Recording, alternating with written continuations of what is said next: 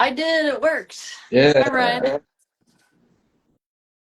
Howdy. All right. All right. Awesome.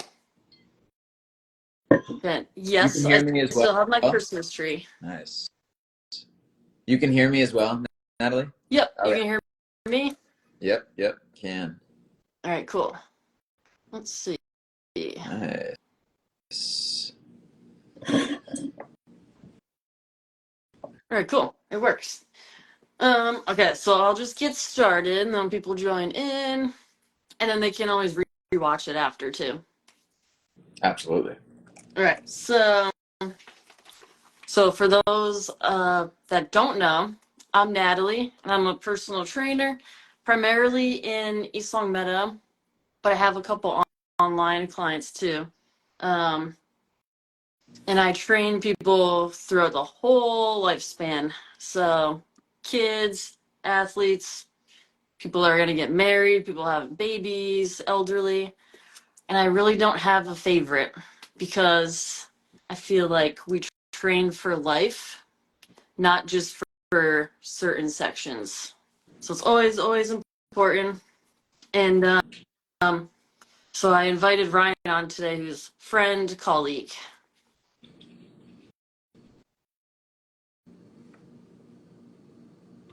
Yeah, awesome. I guess I can share a little about myself as well. Yeah, my wife and I moved to Western Mass in summer of 2022. So we haven't been here all that long, but we currently live in East Long Meadow and are looking to buy a house, which is in the area, which is exciting. But yeah, most of my clientele is in and around East Long Meadow, Wilbraham, even into Northern Connecticut. Um, I own my own training and nutrition business, so uh, large majority of my clientele are one-on-ones, and I either see them in facilities around the area, or I do some home visits as well, at home training. I do work with Williston Northampton Prep School here. I work with all of their athletes and teams, and then train a bunch of folks up at Great Horse Golf Club as part of their spa and fitness staff. So yeah, doing a whole bunch of stuff. Work with online clients as well, and like you said, just about everybody and anybody out there I've worked with, big, small, old, young, sports, not sports, you know, super mom with 5 kids and a full-time job and retirees and everybody in between. So um, thanks so much for inviting me on here, Natalie. So super excited to be here. And hopefully I can pass on some valuable insights or perspectives or what have you. So Yeah, yeah. you're welcome. And hopefully people watch and like it and ask some questions, and then we can do it again or something. Yeah. Um, so so I primarily focus on strength training, but I also love bar, Pilates, golf, yoga. Just started doing yoga and just started some CrossFit stuff. So I like doing a little bit of everything. And I encourage people to try new things too until you find something you like to do, because fitness should be enjoyable. Shouldn't be like torture all the time. Um, Absolutely. but I did get a couple of questions from people earlier that we can both answer. So let's see. So one of my clients and a friend, she asked, I know that consistency is key. However, sometimes it may be hard to get a full workout in, so like an hour. If I only have 15 to 20 minutes, what should I do instead of not doing anything? Do you want to go first? Do you want me to go first? Yeah, I mean, I'm happy to go first. So yeah, 15 to 20 minutes.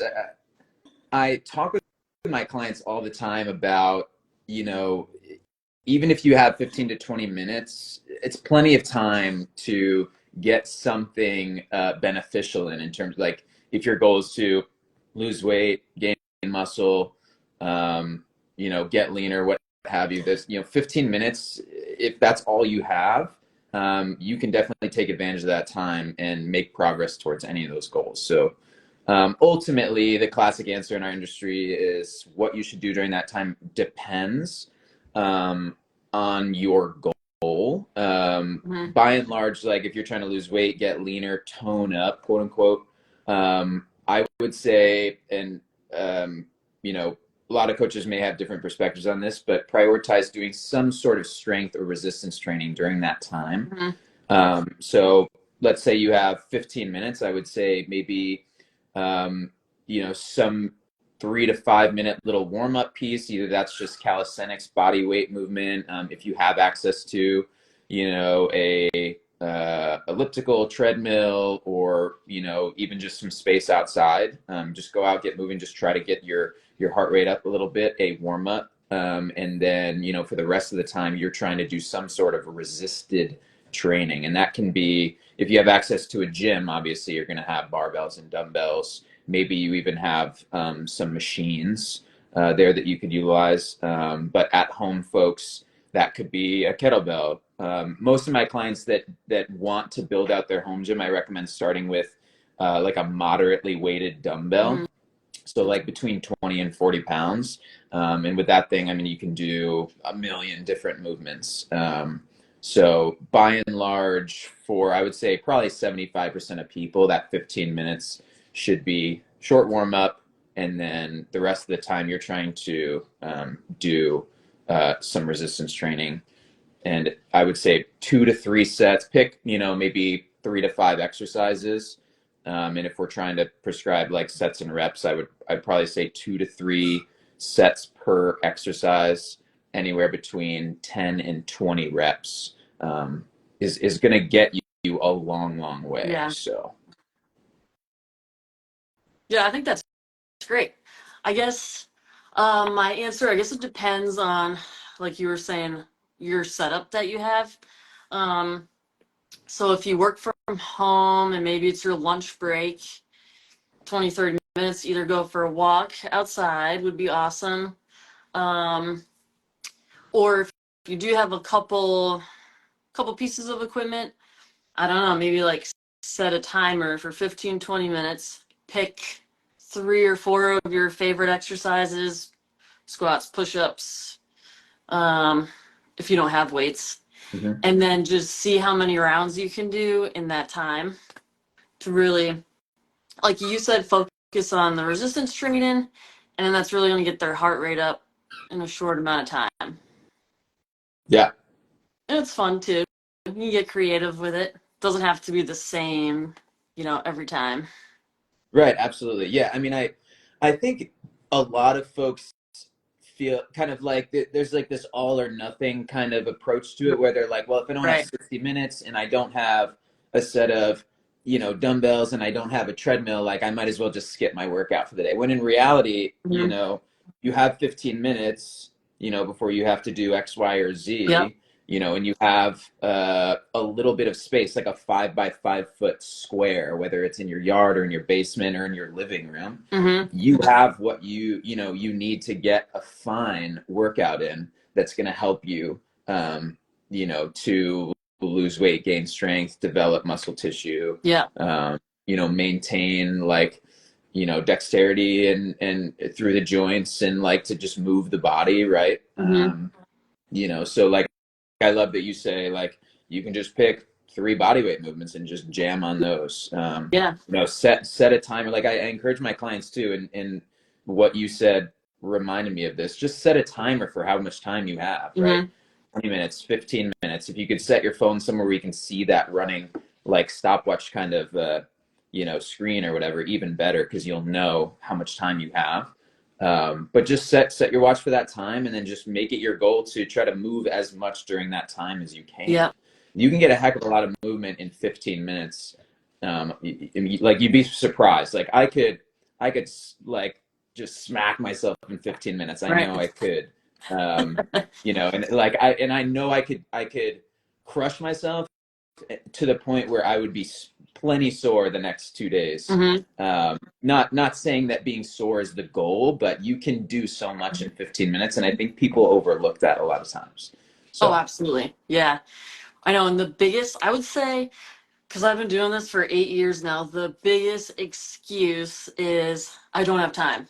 And I totally get that because people have full-time jobs, they have kids, kids have sports, and there is a lot going on. So if you can't drive to the gym and stay there for 45 minutes, do like exercise snacks throughout the day. 10 minutes here, 10 minutes over there, instead of just avoiding it altogether. yeah, absolutely. I was recently working with an online client who has 2 young kids, and so you can. I mean, I don't have kids yet, so I cannot claim to know what that life is like, Hmm. but I know it's wild, Hmm. and your time significantly, shrinks when your free time shrinks when you have other ones who depend on you, right? So I encouraged him to, try to do these movement snacks, or I termed it like micro dosing, which Yep, yep. maybe not the best name for it, but it's another name that's tossed around our industry a lot in terms of like just get a little dose of movement in. So instead of 30 minutes of a workout, try to get, 5 minutes of exercise in 6 times a day to get your 30. You know Yep. what I mean?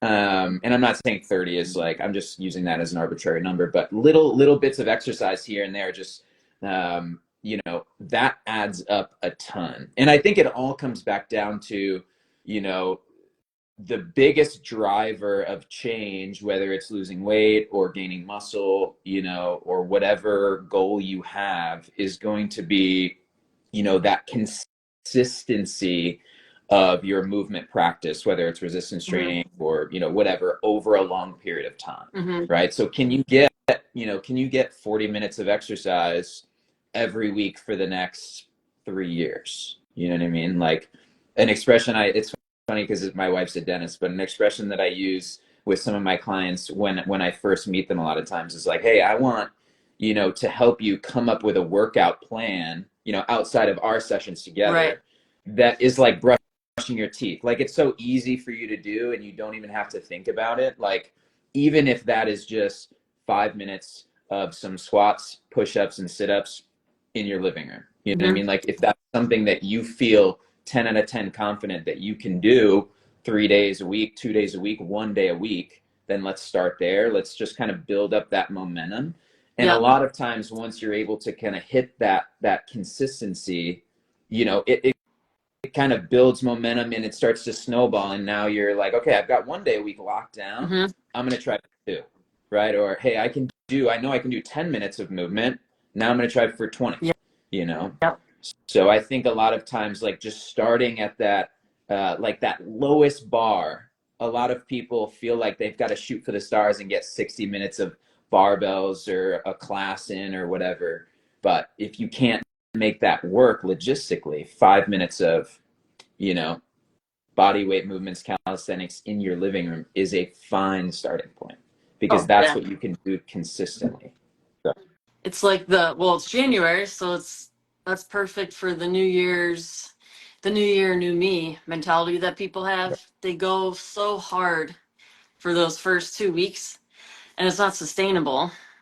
So it's like I tell, clients small habits over time, and then they're going to lead to, big results. But you can't go full force. We're not going to stick with it. right, absolutely. Mhm. I mean, it's the same on the nutrition side too. Oh, yeah. Like I can sign up for a 2 week juice cleanse and hate myself by day 3, and it's not sustainable, right? Like I may lose some weight and strictly because like I'm not eating as much, Yeah. right? I'm restricting myself only to juices. Um, and then after week 2 is over, I gain all that weight back. One, because, now I have to resume a regular, eating routine, Hmm. breakfast, lunch, dinner of whole foods and all that good stuff. But 2, because I restricted myself from eating the things that I actually enjoy. right? So it's nutrition approach very kind of similar mentality. It's what you can sustain over the long term, Hmm. 1 year, 2 year, 3, 5, 10 years in the future. That's really going to make the massive changes in terms of your health, fitness, how you feel, how you look, all that stuff. Yep, yep. It's like that balance, the 80-20 rule. It's like you do want to, socialize with your friends on the weekend, go out to eat. So you can't be strict all the time or you're just gonna, binge and go off the rails. And then it's that cycle of starting over, falling off.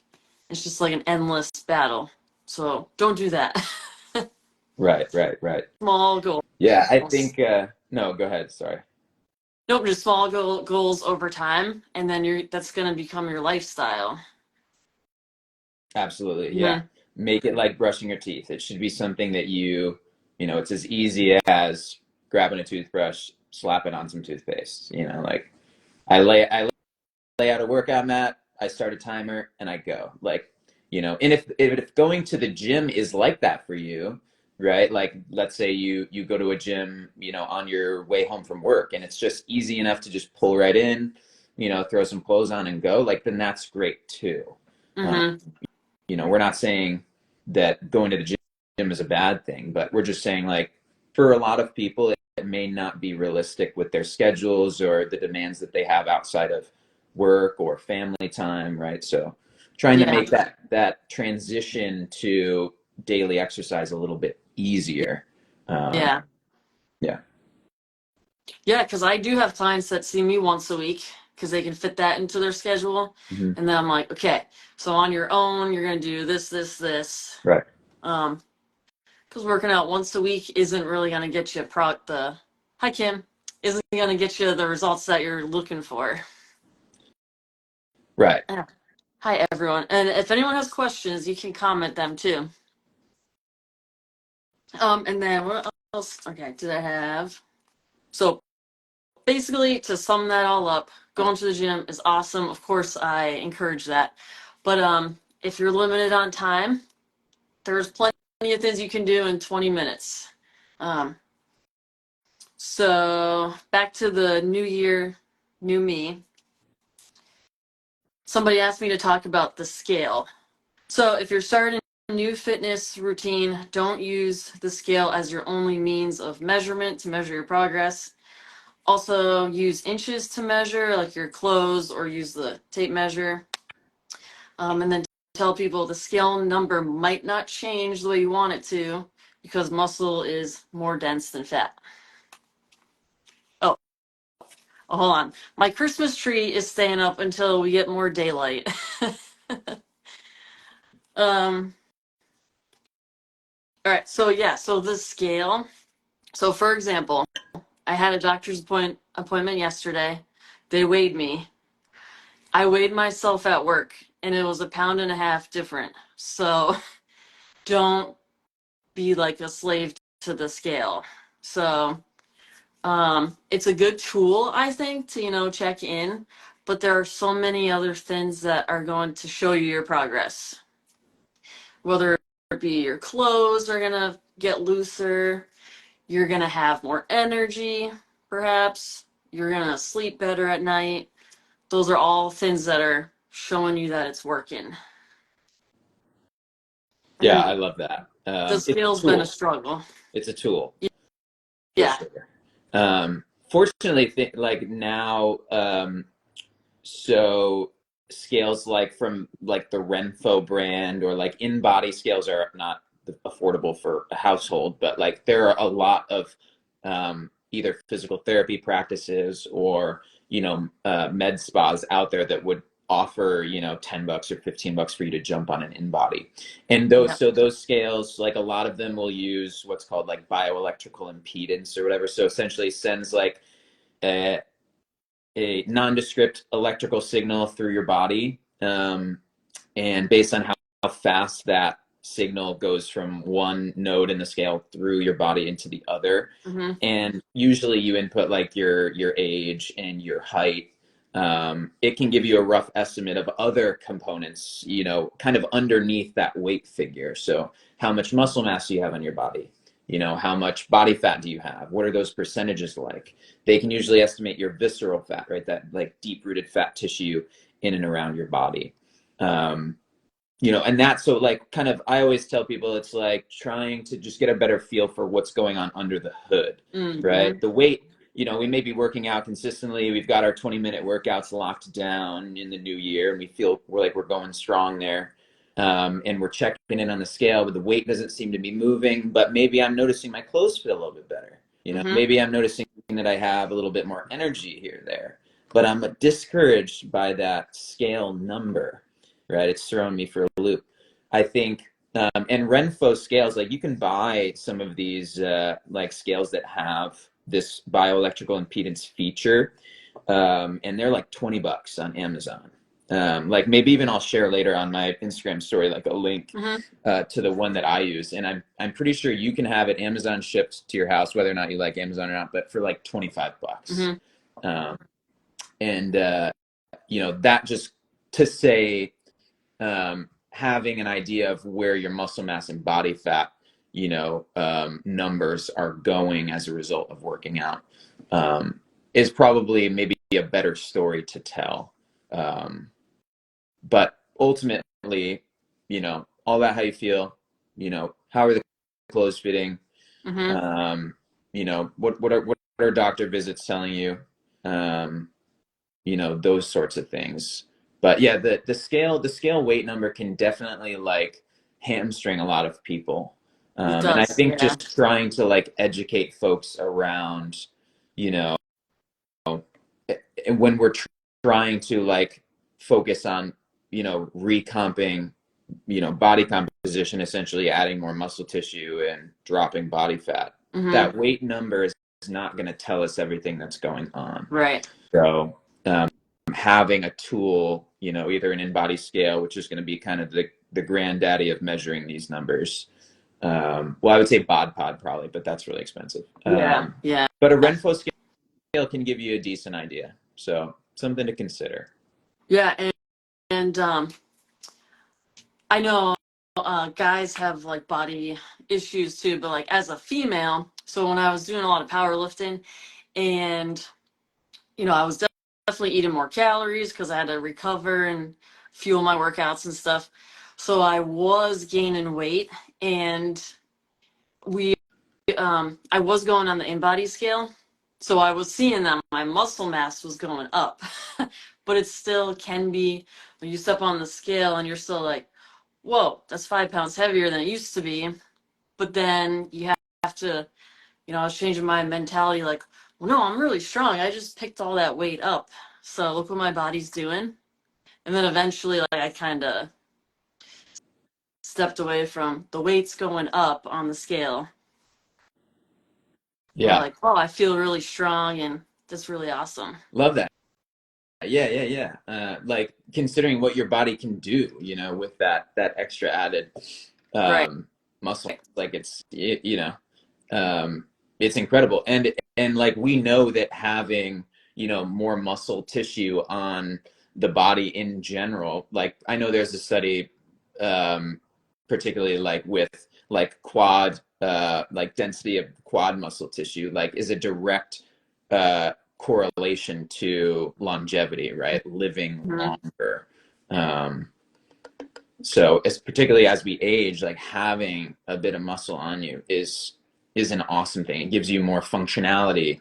You can live a more like fun, robust life, like go, travel and walk around the city versus, having to, get a cab around or whatever. Like like having that muscle tissue on there affords you a lot more Yeah. freedom to, not only live longer, but to enjoy going on a hike, going for a walk, Yeah. like doing those other things that you love for a long, long time. Yeah.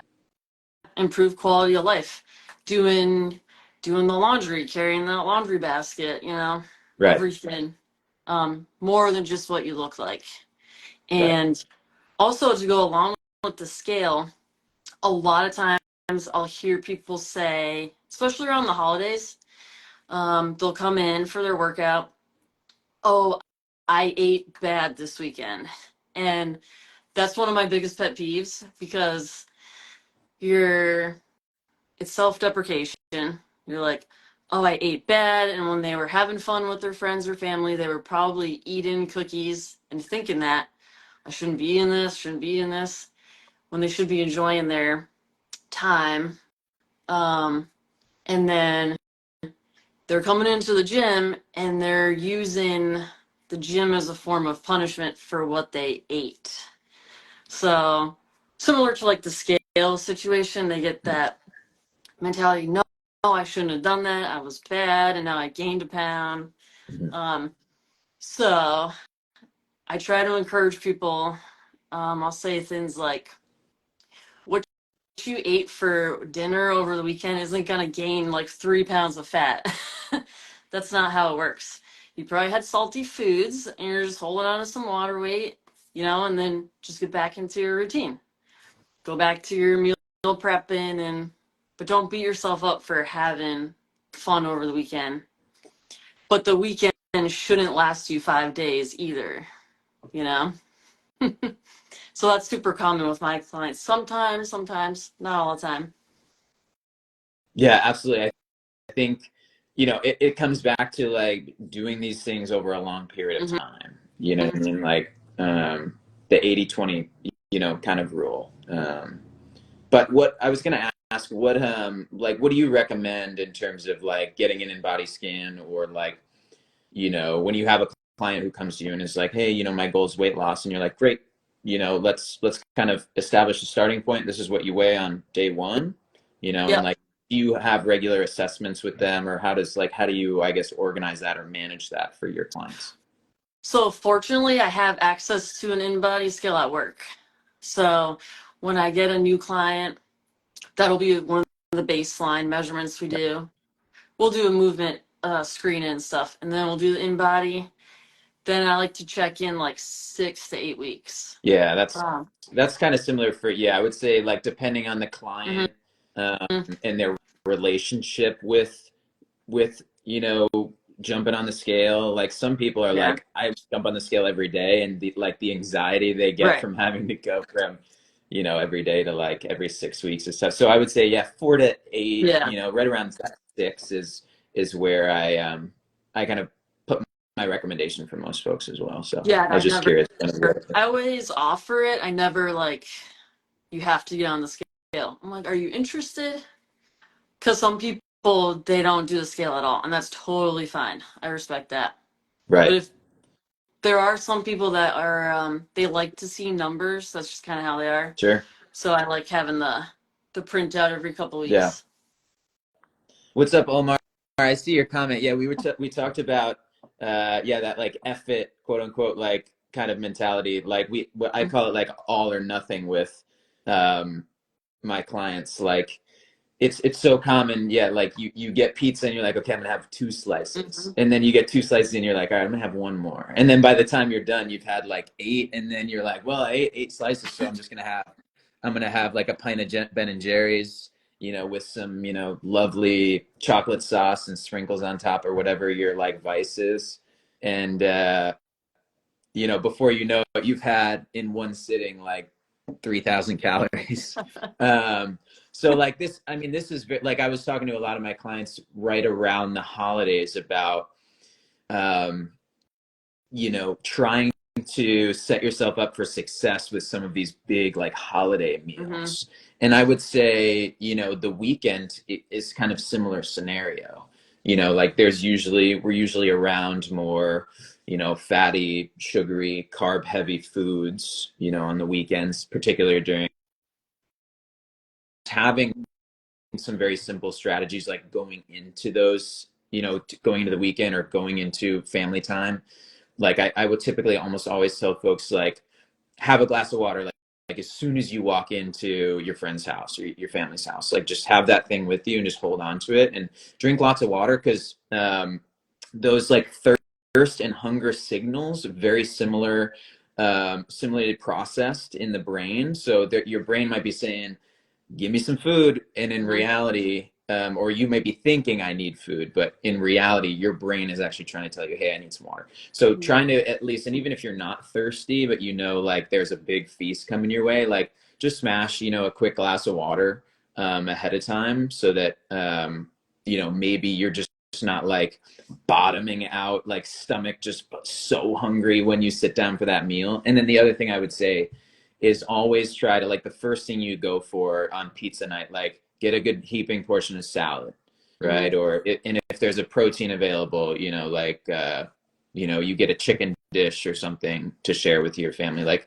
have a chicken breast on your plate as well, and then get that slice of pizza, finish that plate, and see how you feel, and then go from there. But you can kind of know going into that meal, hey, all right, I'm going to prioritize my protein and my vegetables, Mm-hmm. and then more than likely eating those through the fiber, the protein, you're going to feel pretty full. And maybe you don't go for that, you don't end up eating 10 slices of pizza. Maybe you end up eating two, but Mm-hmm. you've kind of covered your bases there. Mm-hmm. Yeah, So anyways, just a I like couple that. things. Yeah. Just like I try not to go to the grocery store when I'm hungry. Yeah. That's always a bad idea. And then if I'm going to a party or something, I try not to go to the party starving. I try to have a little something beforehand, usually a protein snack or something, so I'm not just like, when I'm there. Yeah. To go in, you can have some of the cheese and crackers, but you're not going crazy. Right. Yeah, that reminds me of like this. So I worked with this awesome nutrition coach a few years back, and she would say, "Do you like it or do you love it?" You know what I Hmm. mean? Like, if you just kind of like the cheese and crackers and you're more just doing it because like you're bored, Right. then maybe that those calories, or however you want to think about it, are better reserved for the stuff that you love, right? So like I love, like I know my, brother-in-law is gonna make like a homemade cooked loaf of bread, and I love that. So Hmm. I'm not gonna go for the cheese and crackers because I know I'm gonna have me a slice or two of that homemade bread. You Oh know what I yeah, mean? So do you like it, of or do course. you like it? You're just bored, and like other people are just munching on it, so you feel like you have to, or do you love it? In which case, like you should get yourself a little something. You know? Hmm. Hmm. We have Omar. When I cook, I try to be mindful about the oil used in roasting veggies and pan searing and egg. But do you suggest measuring your oil? Um, I would say yeah, and I definitely measure salad dressings because those are calories that add up really quickly, and condiments too. Absolutely. Yeah. Creamer in coffee is a big one. Hmm. But yeah, I would say like you can like I use a cast iron for most everything, and I'm sure Omar, I know your family cooks a lot, but cooking in a cast iron, like you need to throw some oil on that thing or it's gonna like just like crust city in there. But yeah, typically I will weigh it, or I'll just eyeball and say, hey, that was about a tablespoon or so.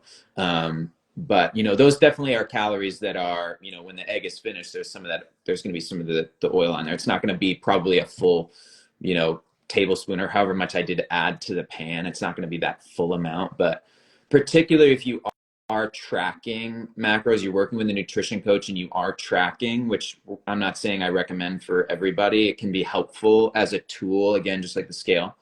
um, but it's definitely something to be mindful of. And like Natalie pointed out, like dressings are a big calorie, you know, add if you're gonna have a dressing, like sauces, like ketchup. If you're a big ketchup fan, like that can add up over time. So Hmm. just being mindful of that stuff is definitely important. Yeah, and I tell people too, once you measure for a little bit, then you don't have to keep doing it because you can kind of eyeball stuff a little bit better than you used to. So it's not forever unless you want to, but you get pretty Right. used to portion sizes. Yeah. I think I would say it's kind of similar to like our recommendations on scale usage, Natalie. So like I Yeah, would like, I have some clients who are like they feel anxiety when they don't track. They're right. like they may be, like they're very reasonable, rational people, and they know, like I know for a fact that they can eyeball their foods. They know how many, what a 4-ounce piece of chicken looks like or whatever. but when they don't track, they just feel that anxiety. So typically I recommend that person like try to do like little 6 or 8 week kind of blocks, where Yeah. you're 8 weeks or 6 weeks of tracking, boom, boom, boom, you're kind of like recalibrating those measurements in your mind for when the next 6 weeks are up and you don't track, right? Then Yeah. you kind of, you loosen the reins a little bit and you kind of see how you feel with not tracking, and then you can go back on it. But Do you suggest people use MyFitnessPal or any of the apps, or do they do it by pen and paper? yeah, so if somebody is familiar with MyFitnessPal, I'll say, yeah, let's, because usually if I have a client that comes to me and we're having conversations about nutrition, the first thing I'll always say is, hey, like, let's take a 3-day food log. And specifically, I want to know, what foods you're eating, rough amounts, and then about what times you're eating those things.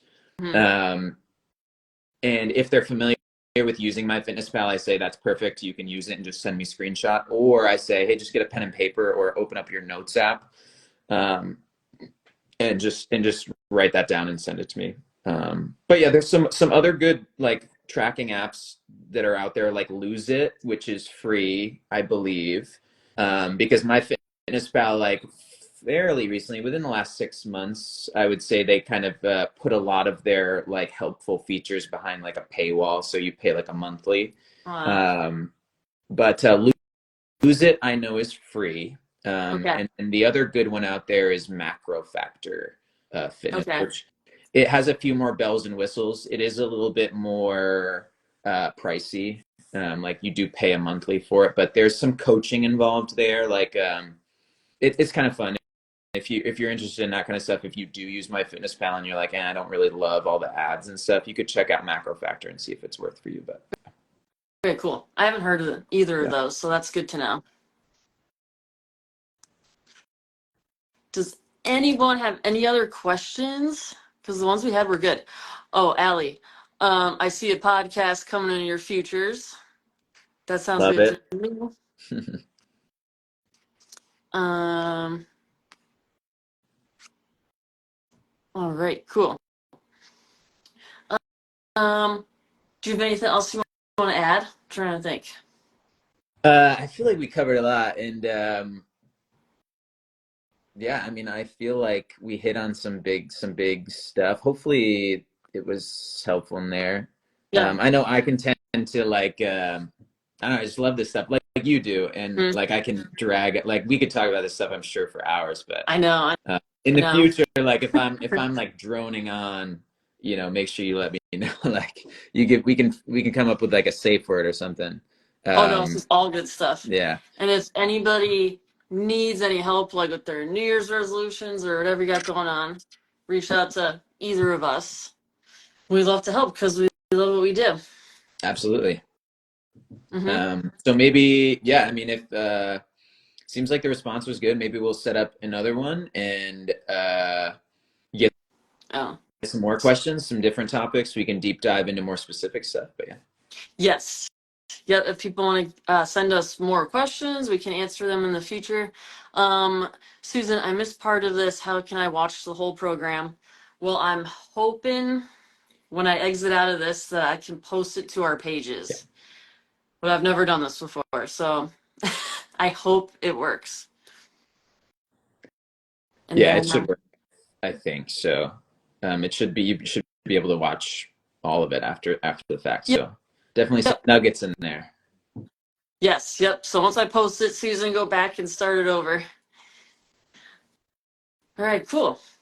So thanks for coming on here. We'll do it again. I hope this was helpful to everybody that watched and can watch later. And then just if you have any other questions, let us know. Yeah, Natalie, thanks so much. Pleasure to be on here and chit chat. And sorry if I droned on for some topics, but again, I No, just no, I do it out of never say love sorry. for like I just love this stuff, and it's always fun to talk to or have discussions with other folks in and around the fitness industry that like just share like all that passion for helping folks with this stuff as I do. So I definitely hope we do it again sometime. I think we can share a lot. So I know this was lot of free information, everybody. So I hope you absorb it and use it. So we will see you next time. Bye, Natalie. All right, everybody, have a great day and a wonderful weekend. Bye, Ryan. Thanks. See you, everybody.